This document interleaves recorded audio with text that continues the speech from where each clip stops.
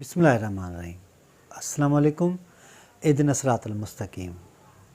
कल हिकु दोस्त पुछियो त चई त ज़हानत जे बारे में तव्हां अॼु ताईं ॻाल्हायो न आहे, तव्हां उन जे बारे में असांखे ॿुधायो न आहे। नई तव्हां जेको अहिड़ो वीडियो आयो आहे या नई का तव्हां अहिड़ी शेयर कई आहे कंहिं प्रोग्राम में या कंहिं स्कूल में या कंहिं इदारे में, तव्हां उन लाइ तव्हांजो छा वीचार आहिनि। त मूं हिकिड़ी सिंपल ॻाल्हि हुनखे सम्झाइण जी कोशिशि कई। हुनखे चयो त कुदरती तौर ते हर माण्हू पंहिंजो पाण खे ज़हीन सम्झंदो आहे, हर माण्हू पंहिंजो पाण खे ख़ूबसूरत सम्झंदो आहे ऐं हर माण्हू पाण खे सियाणो बि सम्झंदो आहे। पर जेकॾहिं उहा ज़हानत सुठे नमूने सां कंहिं सिधी राह ते या हदुनि जे अंदरि मुक़ररु थियल आहे ऐं उन दौरान जेकॾहिं माण्हू कमु करे थो त उहा ज़हानत आहे। पर जेकॾहिं तव्हां उनखे पंहिंजे फ़ाइदे लाइ इस्तेमालु कंदव, पंहिंजे दिमाग़ खे, पंहिंजी सोचुनि खे, पंहिंजे वीचार खे, त उहा चालाकी आहे। चालाकी नेगेटिव असरु छॾींदी आहे। उहा तव्हांजी ज़िंदगीअ खे बर्बादु करे छॾींदी आहे, तबाह करे छॾींदी आहे ऐं तव्हांजे किरदार खे विञाए छॾींदी आहे। पर ज़हानत ईअं न आहे कंदी। ज़हानत माण्हूअ जी तरबियत कंदी आहे, उनखे वधाईंदी आहे, हुनजी जेका स्टेमिना हूंदी आहे या हुनजी पोटेंसी जेका हूंदी आहे उन खे ग्रो अप कंदी आहे। या तव्हां ॾिठो आहे त कॾहिं कॾहिं असां कोशिशि कंदा आहियूं को बि कमु करण में, किताबु पढ़ण में, त असां जल्द में बोर थी वेंदा आहियूं। उन बोरियत खां बचण जे लाइ हिकिड़ो बहितरीनु तरीक़ो इहो आहे त तव्हां 30 मिंटनि ताईं, एटलीस्ट 30 मिंट जॾहिं तव्हां का एक्टिविटी कंदा आहियो त उन मां बोर थियणु शुरू थी वेंदा आहियो।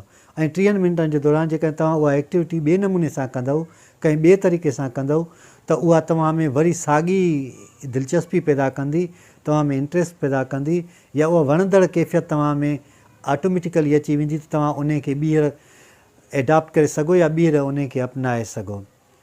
जेकॾहिं मां पंहिंजी मिसाल थो तव्हांखे ॾियां त जॾहिं आउं किताबु पढ़ंदो आहियां, 30 मिंटनि गुज़रण खां पोइ मूंखे महसूसु थींदो आहे त हाणे इहा शइ मूंखे मज़ो नथी ॾिए, त वरी मां लिखणु शुरू कंदो आहियां।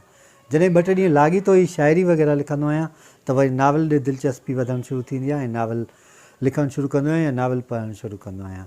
तव्हां बि ईअं जेकॾहिं कंहिं बि कम में या पढ़ाईअ में दिलचस्पी नथी थिए त उन में एटलीस्ट 30 मिंटनि खां पोइ वरी तव्हां उहो सब्जेक्ट मटायो या तव्हां उन खे कंहिं ॿिए तरीक़े कार सां पढ़ण जी कोशिशि कयो त जीअं तव्हां में उन में दिलचस्पी वधे। असुलु शइ छा आहे त ज़हीन थियण जे लाइ माण्हूअ खे महिनत करणी थी पए, उनखे कोशिशि करणी थी पए। तव्हांखे ख़बर आहे असांजो मुआशिरो ज़हीन माण्हूअ जो पोइलॻु हूंदो आहे, ज़हीन माण्हूअ खे मञींदो आहे ऐं ज़हीन माण्हू खां डिॼंदो बि आहे। उहो डिॼ इज़त वारो हूंदो आहे, एतिराम वारो हूंदो आहे, उहो ख़ौफ़ न हूंदो आहे। पर हू एतिरनि अजीब क़िस्मनि जे सुवालनि जा जवाब ज़हीन माण्हू ॾींदो आहे जो हू आम माण्हू सम्झी न आहिनि सघंदा ऐं उहे उन वटि मसइला खणी वेंदा आहिनि ऐं हू उन्हनि मसइलनि खे हल कंदो आहे। ज़हानत हासिलु करण जे लाइ वधि में वधि तव्हां किताबु पढ़ो। ज़हानत हासिलु करण जे लाइ कंहिं ॾाहे माण्हू सां कचहरी कयो, उन जूं ॻाल्हियूं ॿुधो।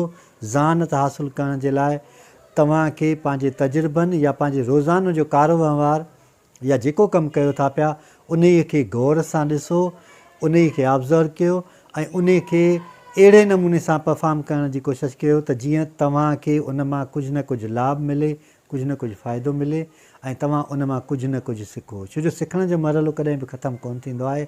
सिखण जो मरहलो हिन वक़्तु ई आहे ऐं सिखण जो मरहलो न माज़ीअ ॾे वेंदो आहे न मुस्तक़बिल ॾे, पर हीअ पल ई आहे जंहिंमें तव्हां कुझु करे सघो था, सिखी सघो था या को अमल करे सघो था। अल्लाह साईं असां सभिनी खे सिधो रस्तो ॾेखारे ऐं सिधे रस्ते ते हलण जी तौफ़ीक़ अता फ़रमाए।